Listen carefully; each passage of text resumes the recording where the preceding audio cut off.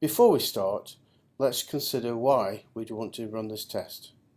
So we're going to be measuring how long it takes an Ethernet frame to ingress and egress various ports on the Nexus router. You can see there are 48 10 gigabit switch ports. Each one of those ports is going to be cabled out to a customer in the co-location site. Let's suppose there were 20 customers, then there'll be 20 ports cabled out to the 20 offices in the co-location site. All those 20 cables will have equal distance so that the transit delay of the cable is identical. So the purpose of this test is to demonstrate the latency of the Nexus router, but also that more importantly, that the distribution of the latency is more or less equal across all of the ports on the router. What we don't want is a port pair, for example, being faster than all the rest, because the attached customers will be running their own APIs measuring the transit delay in nanoseconds, and they will soon complain if they find that the delay has suddenly gone up or lower. Well, not lower, but gone up. But the purpose of this is to make sure that there is fairness on the ingress and egress of the packets going through the switch. Right, let's get on with it.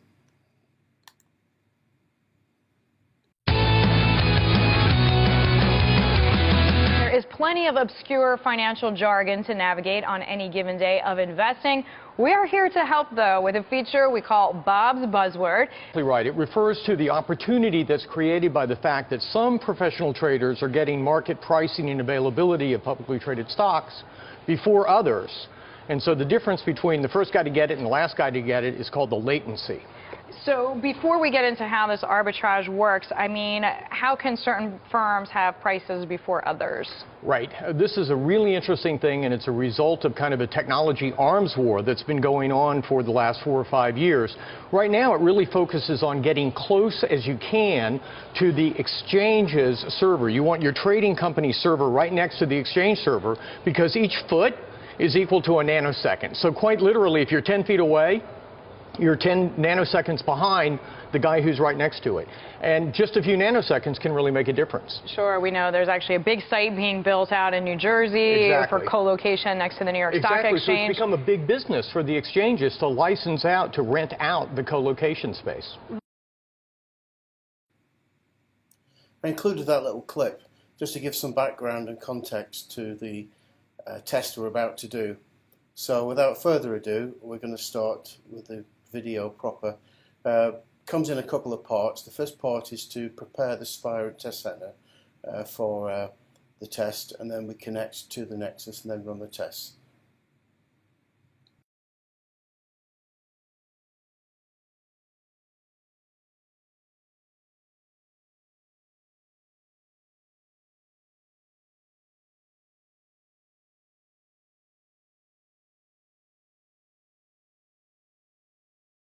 So I've got 8 10 gigabit ports on the TestCenter, so I've got to check 8 times on the traffic generators that the timestamp latch mode is at the start of the frame. I have had times where a previous wizard has set this to the end of frame, so you're going to make sure that it's set to the start of frame. Now, enable port offset.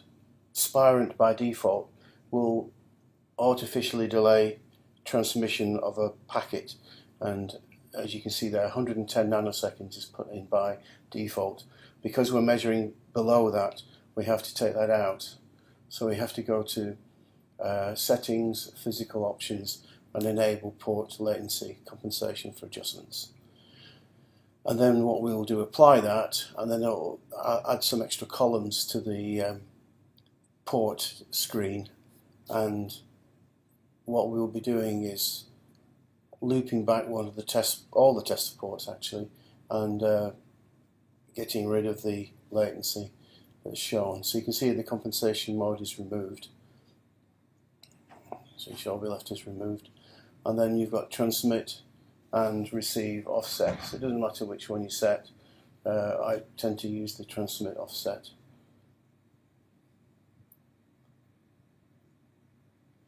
Now you can do that individually. Here, go to the port, and then you can see the latency compensation. It's the same setting. I prefer doing it on all ports, so you can see everything there in one go. So we need to get rid of the propagation delay of the cable we're going to use, otherwise that will give us a false report. This is just a bit of fun really. Copper, notice per meter it's 5.4 nanoseconds, and so on. I've measured it for the single mode and multi-mode there, and you can see there's a difference. Multi-mode is somewhat slower. Okay, so now we're going to loop back the tester ports. So we use the same length of cable, that's important, and loop back transmit to receive on each of the tester ports that you're using. And then what we're going to do is send a raw stream block, I'll show you that in a minute, and measure the time around, and we make it go to 0. So a raw stream block, go to traffic generator and then add raw stream block. I found that a larger size frame is better for it to measure than the smaller frame. Just going to leave that at 10% or maybe 50%. And because I've got 8 ports, I'm going to have to do this on all of the ports, so we'll speed things up a bit now, just to, using the magic of television, we can do this pretty quick. So what we'll be actually doing is transmitting from one port, transmit to its own receive port, and then we're going to negate the propagation delay by the cable.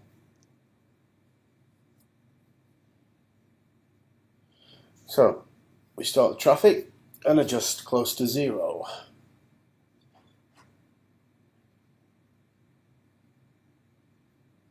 So port A's got green, and we're going to start the traffic.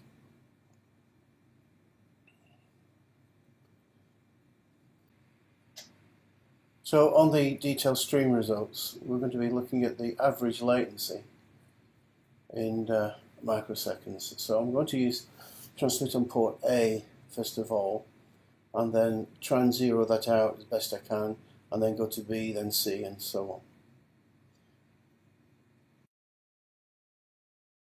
This is a good example on port G. You can see that my average latency is 12 nanoseconds, or 0.12 microseconds.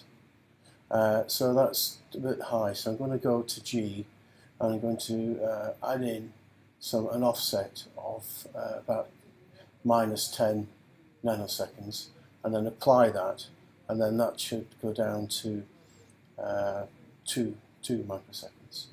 So I'm going to go to apply,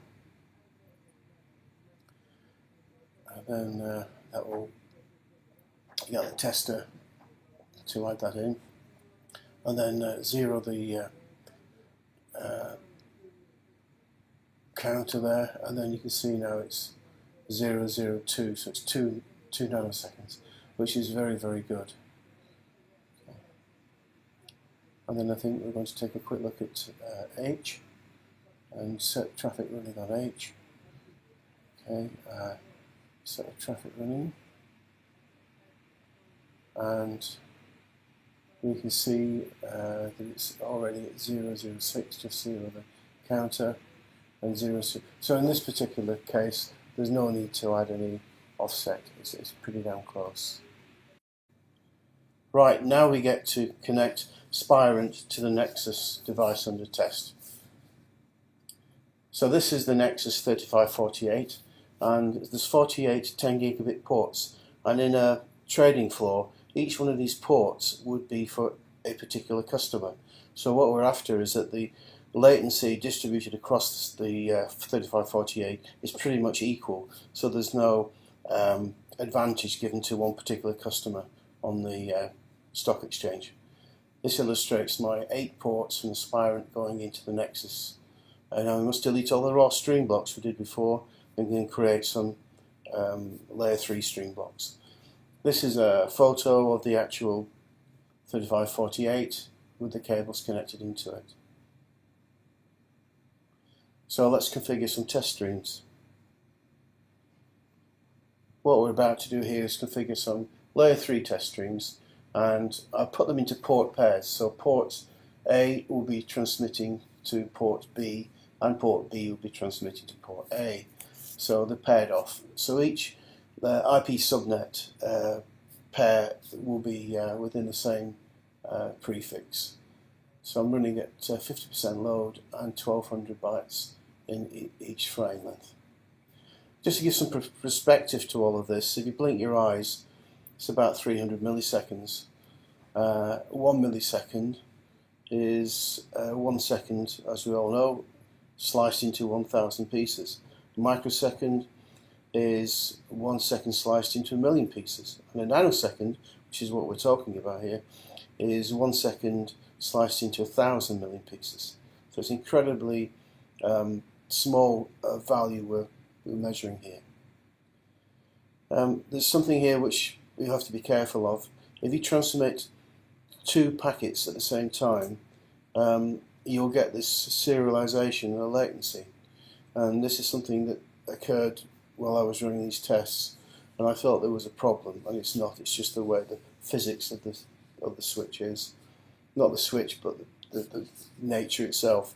So what we have to be mindful is here is, if I leave the default in the Spirent, the traffic gets transmitted at the same time. So here comes 2 packets at the same time, and they hit the egress queue on the Nexus or any other device.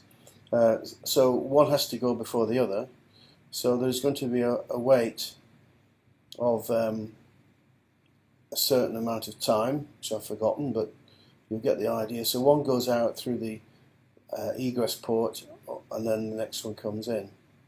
So you'll have this kind of delay, which really is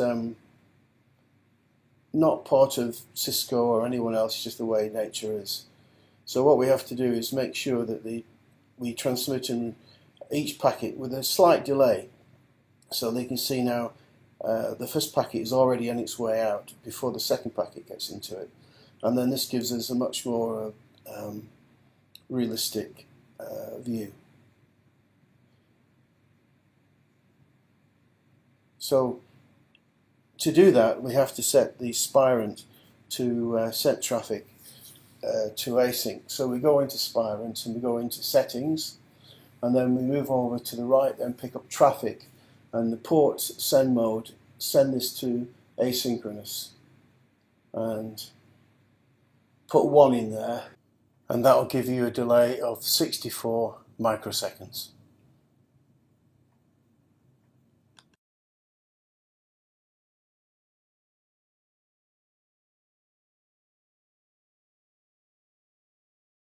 What we're trying to do here is ensure there is fairness across all of the 8 tester ports, and for us to do this we have to put the analyzer into histogram mode and adjust the histogram settings.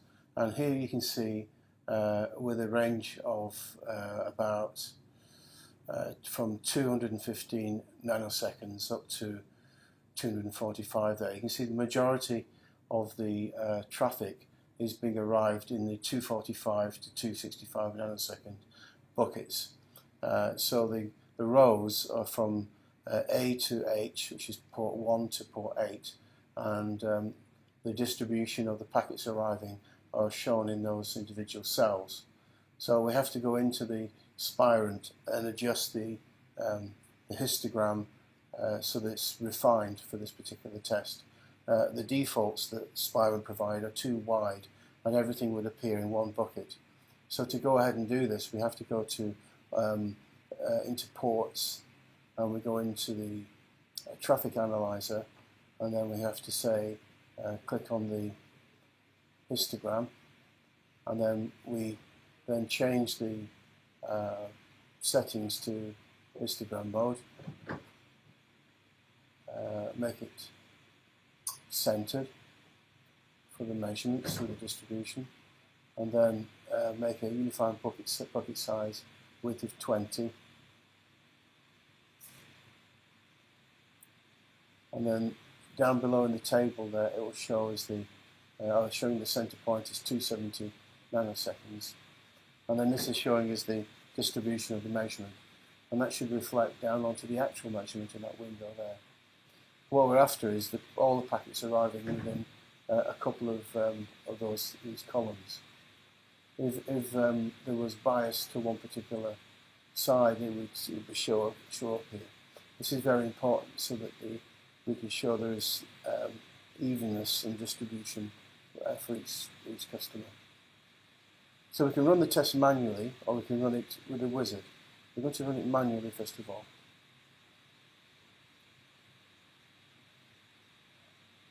So moving my display down. And there's my 8 ports. Nothing's arrived yet, and I start the traffic. Notice I'm on detailed stream results on histograms.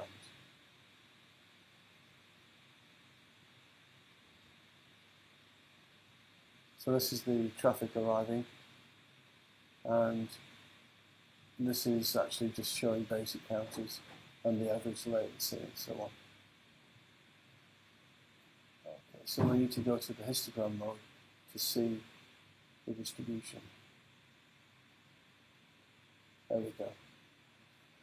So what we're after really is all of those 8 ports, the packets arriving within a small amount of time. You can see there's some early takers there, and then between 245 and 265 nanoseconds, most of the traffic's there. For some reason, port 8 is a little bit low, a bit out there, a bit slower.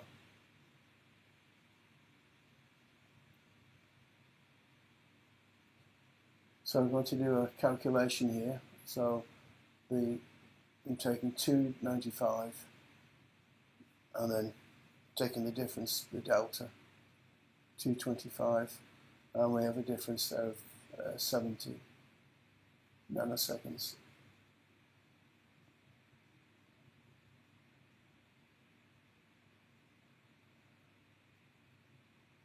Or being realistic, 285 by 235, 50 nanoseconds. Because you may get the odd packet, but we're after statistically the majority of the packets arriving there. And this just shows you the minimum and maximum latency. Okay, so that's run manually. We can also run it with a wizard. This is the wizard, the RFC 2544.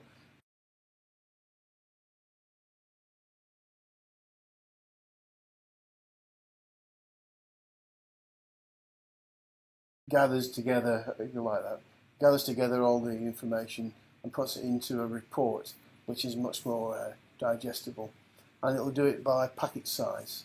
So whereas before I had a fixed packet size doing it manually, with the RFC 2544 you can run a test and it will automatically do it by packet size. So this would go to the wizards, which is up on the top bar of the Spirent TestCenter.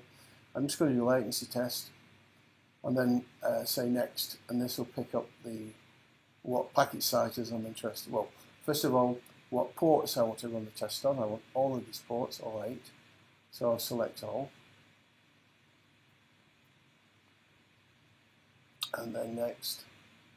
And then again select all of these. This is the endpoints.